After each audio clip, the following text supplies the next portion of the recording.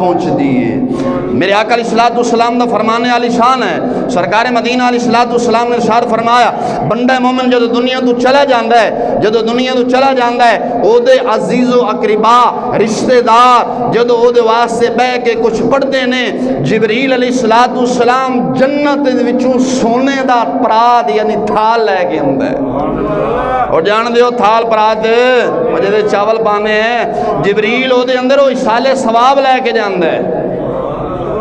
سرکار مدینہ علیہ السلام نے ارشاد فرمایا جبریل آ جاندہ ہے جنت وچ سونے دا تھال لے آندہ ہے، لیا کے جڑا ثواب ہوندہ ہے جو کلمہ کلام جو پڑھے ہوندہ ہے جبریل لے کے صاحب قبر کو جاندہ ہے، جے دے واسطے پڑھیا جاندہ ہے، انہوں آگدہ ہے اٹھ میاں تیرے عزیزہ نے تیرے واسطے تحفہ بھیجے۔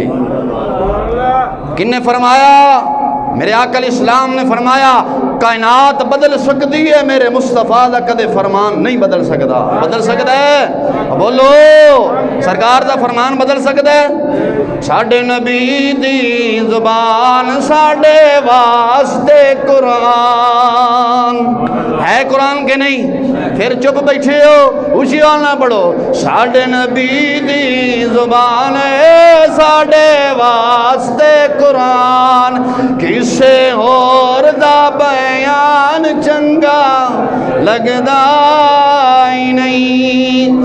لکھ بے ایمان خضر دا روپ دھار کے آوے اس شیطان دی گالت نہیں جانا، رحمان دے قرآن دی گال من نہیں۔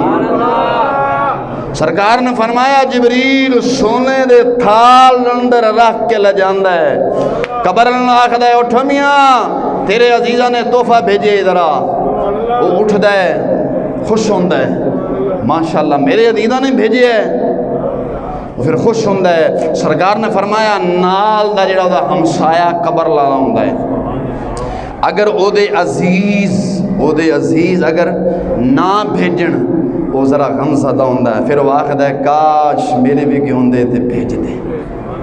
اس واسطے آپ نے جڑے عزیز ماں پیو بہن بھائی چاچے دادے دنیا تو ٹور گئے نے انہوں واسطے دعائے مغفرت